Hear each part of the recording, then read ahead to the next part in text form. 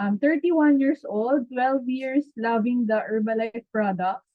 And product results ko po, I use the program for weight loss, for sports nutrition as a Dragon Boat athlete, and sa aking 2 pregnancies as prenatal supplements and nutrition partner with the approval and consent of my OB. And up until now na nagbe-breastfeeding for 2 years and 6 months.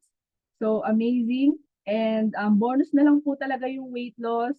What I really love about is yung energy na nagain ko and yung coach na nag-guide sa akin, plus this amazing wellness community, this Herbalife community. So ang aking favorite products po ay the Start Now Pack or the Healthy Breakfast Pack Aloe Tea Shake with, of course, Herbalife line, Extra Cal, vitamins and minerals, Nightworks, Fiber Bond, Fiber and Herb, Mineral Herbal Complex. So in short po talagang lahat ay aking tinik sa itong program na ito.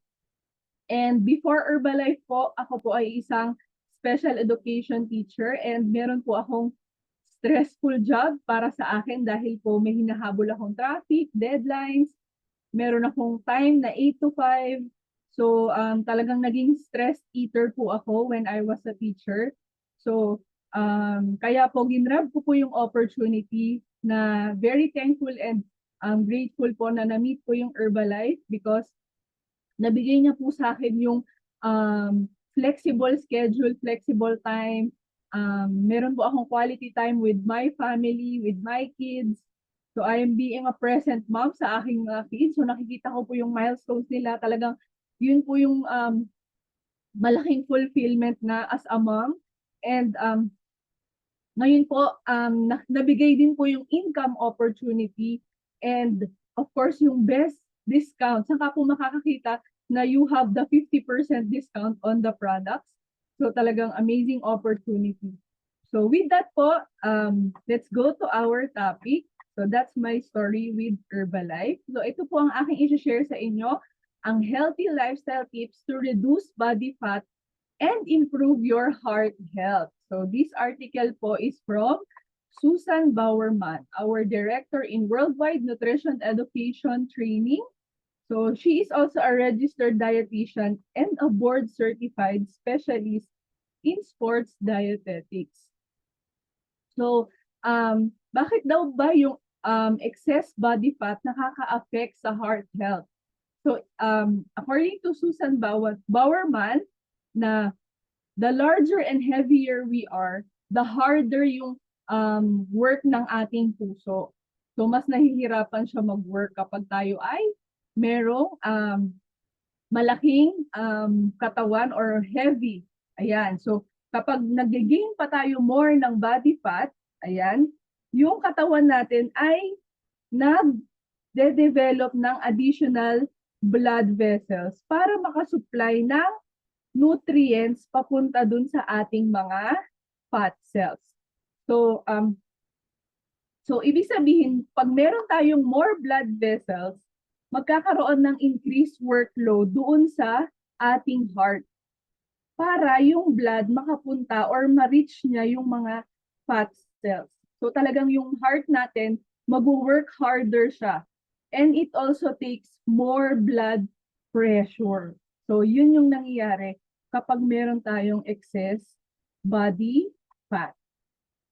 So of course, meron pong pagkakaiba kung saan po natin kini-carry yung fat sa ating katawan. So meron pong dalawang klaseng fat.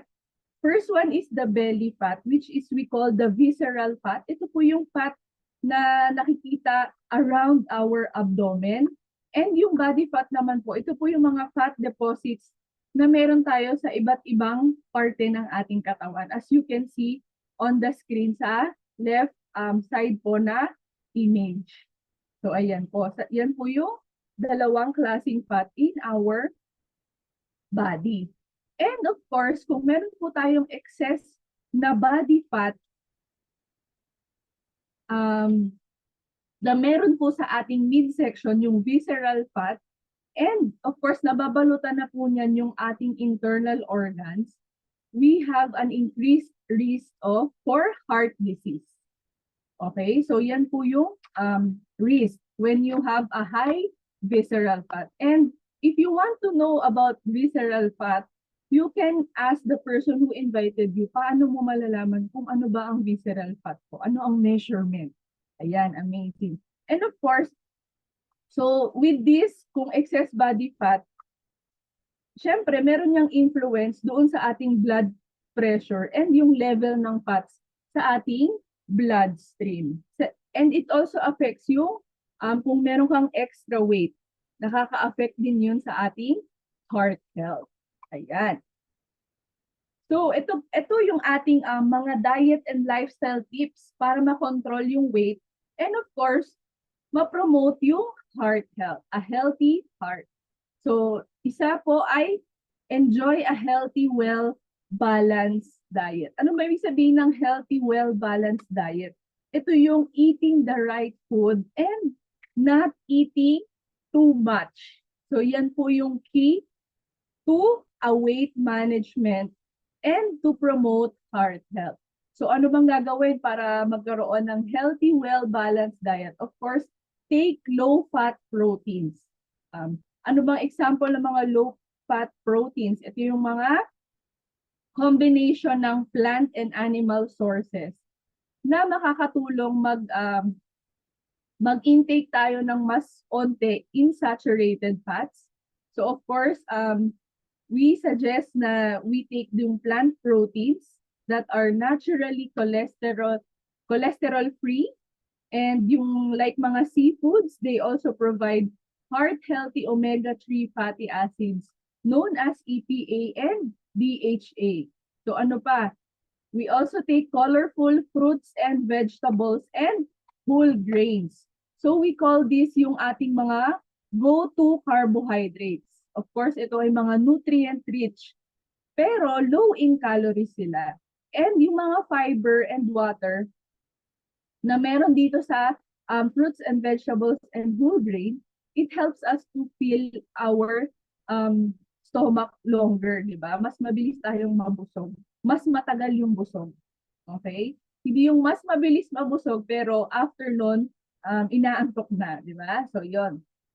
What else? Let's focus yung sa mga good carbohydrate sources.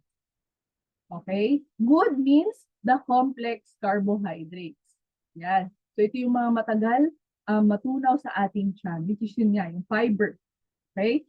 And we also take small amounts of healthy fats. So, itong mga healthy fats, it helps sa ating calorie control. And the fats are more calorie dense than the protein or carbohydrates. Yan. So, balance of protein, fats, and carbohydrates. All right. So, of course, with Herbalife, we have this global nutrition philosophy. This is what our body needs.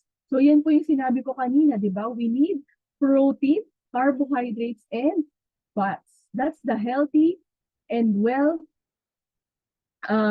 balanced diet. And hindi lang po yun. Of course, nakikita niyo po dyan, may exercise, may rest, may hydration. Okay? So, tulad kanina, binanggit po yung pillars of good health. Okay? So, yan po yung holistic approach of a balanced food choices and healthy habits. So, ito po, bibigyan ko rin po kayo ng mga sources of protein, carbohydrates, and fats. So, sa protein po, of course, we have our Formula 1 nutritional shake mix. So, sino po dito ang may favorite sa vanilla? O, type niyo po dyan vanilla. Ako po ay vanilla lover. Ayan. So, we can get protein and of course, good carbs in our Formula 1 nutritional shake mix. And we add this personalized protein powder for additional protein, of course. So, ayan. And we can also have this fiber and herb and fiber band for our good carbohydrate sources. Diba? So, ayan ang soluble and insoluble fibers. Ayan. So, of course, sa ating healthy fats, this is our one and only Herbalife line with EPA and DHA. Yan.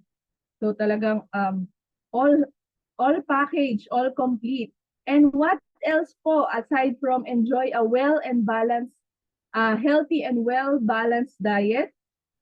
Number 2 po is exercise regularly. So sino po dito ang nag-exercise every day? Type nyo po dyan 1. Sino naman po nag-exercise 3 times a week? Type nyo po 3. Okay? So, bakit po exercise regularly? Of course, yung one of the exercise is the cardiovascular exercise. Ito po yung nakaka-help sa ating breathing and yung ating sa improve yung heart rate. Of course, like yung mga walking, jogging, running, di ba? So ano pong nakakatulong sa cardiovascular exercise? It helps yung ating heart na mag-respond positively and maging more efficient yung pag-pump ng blood, di ba? And yung pag-deliver ng oxygen sa ating mga tissues inside our body. And what else can exercise help po sa ating katawan? It also burn calories.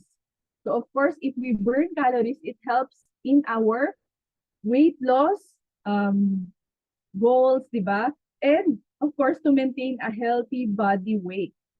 And kapag regular po tayo nag-exercise, of course, it keeps yung ating blood pressure under control. And exercise is a great stress reliever. Diba? Agree ako dyan. Kung agree kayo, type nyo, agree. Ayan. So, with that, ito po ang aking workout essentials. Gusto ko lang pong i-share sa inyo. Ito po ang aking usual na tinitake when I do my exercise. Before exercise, I take energy and the Formula 1 shake with high protein iced coffee or with PPP.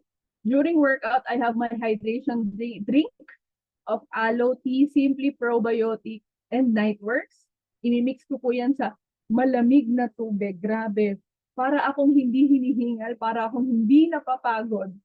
Okay? And of course, with my post-workout exercise, I will take this Formula 2 vitamins and minerals, Extra Cal Advance, Herbalife line for my joint support, and Herbalife 24 Rebuild Strength for a very good muscle recovery. Wala ka pong sore. So yun po talaga yung nararamdaman ko. So shinare ko lang po ito sa inyong aking workout essentials. Hope maka-help po and you can also try it. Ayan.